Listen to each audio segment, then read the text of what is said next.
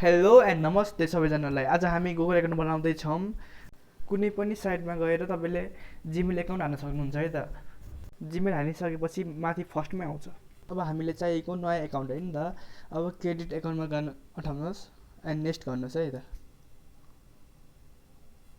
आफ्नो नाम, थर अनि युजर नेम र पासवर्ड सेट गरेर नेक्स्ट गर्नुहोस् है त।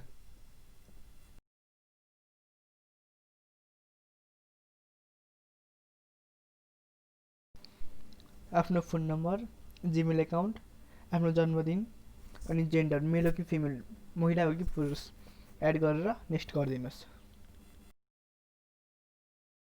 तल जानुहोस् अनि आई एग्रीमा उठाइदिनुहोस् है।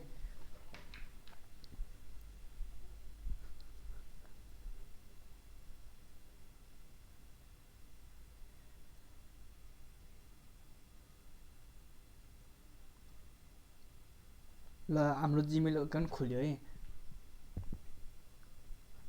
ओके उठाउनुहोस्।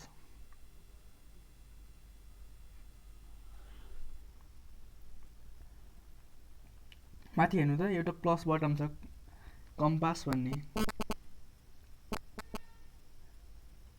त्यसबाट हामीले मेसेजहरू पठाउनु मिल्छ, इमेलहरू पठाउनु मिल्छ अर्को व्यक्तिलाई।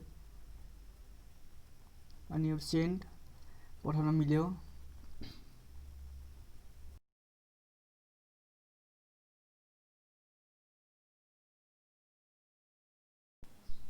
त्यहाँ माथि हेर्नुहोस् त, सेटिङ भन्दा माथि टी बटन छ नि, त्यो एकाउन्टको लोगोमा कुन एकाउन्ट चुज गर्न पनि पाइन्छ कि जुन एकाउन्टबाट मेसेज पठाउने हो त्यहीबाट गर्न पनि मिल्यो।